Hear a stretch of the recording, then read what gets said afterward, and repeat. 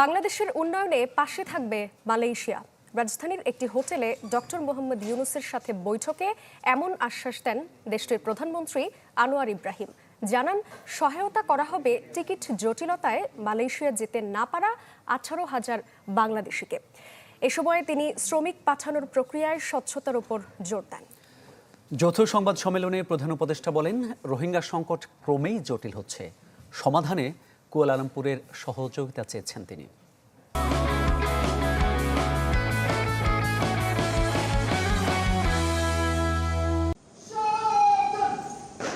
অন্তর্বর্তী সরকারের মেয়াদে প্রথম কোনো বিদেশি রাষ্ট্রপ্রধানের বাংলাদেশ সফর।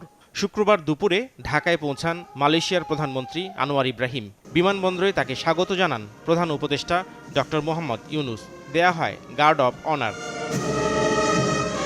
বিমানবন্দরেই একান্ত বৈঠক করেন তারা। এ সময় ছাত্র জনতার আত্মত্যাগ ও জুলাই আগস্টের গণহত্যা নিয়ে আনোয়ার ইব্রাহিমকে অবহিত করেন ডক্টর ইউনূস। পরে দুই নেতা বন্ধুত্বের নিদর্শন হিসেবে একই গাড়িতে চড়ে যান দ্বিপক্ষীয় বৈঠকের ভেন্যুতে। দ্বিপাক্ষিক বৈঠক শেষে যৌথ সংবাদ সম্মেলন করেন দুই দেশের সরকার প্রধান। সুনির্দিষ্ট কোনো চুক্তি না হলেও দুই দেশের সম্পর্ক এগিয়ে নেয়ার প্রত্যয় জানান তারা।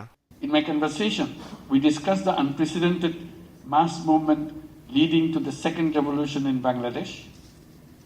And the people, particularly the youth, have made remarkable sacrifice in their quest for freedom and discrimination-free new Bangladesh. The interim government has been entrusted with the formidable task of building an inclusive and just Bangladesh to fulfill the aspirations of the mass people.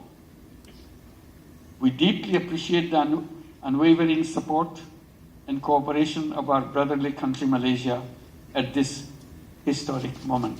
Alhamdulillah, nahmaduhu wa nusalli ala rasulihil karim. প্রধান উপদেষ্টার কর্মময় জীবনের প্রশংসা করে আনোয়ার ইব্রাহিম বলেন, মানুষের মর্যাদা রক্ষায় doctor ইউনূসের ভূমিকা অনন্য। তার নেতৃত্বে বাংলাদেশের মানুষের প্রত্যাশা পূরণেরও প্রত্যাশা জানান তিনি।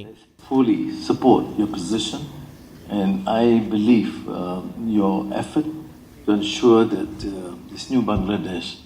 মানুষের মর্যাদা রক্ষায় ডক্টর ইউনূসের ভূমিকা আমি জানি, তার উপর ভরসা রাখি। আমি আশা করি বাংলাদেশের নাগরিকদের প্রত্যাশা তিনি পূরণ করতে পারবেন। I trust your leadership and dedication, confidence. Anwar Ibrahim বলেন, তার দেশে জনশক্তির প্রয়োজন রয়েছে, তবে তা হতে হবে স্বচ্ছ প্রক্রিয়ায়।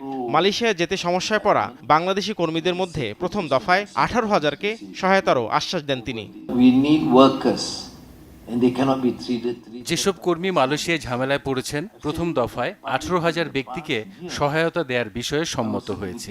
বাংলাদেশে যেসব মালয়েশিয়ান প্রতিষ্ঠান কাজ করছে তাদেরকেও সুবিধা দেওয়ার বিষয়ে আহ্বান জানিয়েছি। আমাদের কর্মী প্রয়োজন আছে, তবে শ্রম অভিবাসন প্রক্রিয়ায় আমরা স্বচ্ছতা চাই। 18,000 but the first phase, once we satisfy, I think we do it at the fast phase. যৌথ সংবাদ সম্মেলন শেষে বঙ্গভবনে রাষ্ট্রপতি মোহাম্মদ শাহাবুদ্দিনের সাথে সাক্ষাৎ করেন আনোয়ার ইব্রাহিম। শুক্রবার সন্ধ্যায় সংক্ষিপ্ত সফর শেষে ঢাকা ত্যাগ করেন মালয়েশিয়ার সরকার প্রধান। নাফিউল ইসলাম লিংকন, চ্যানেল 24, ঢাকা।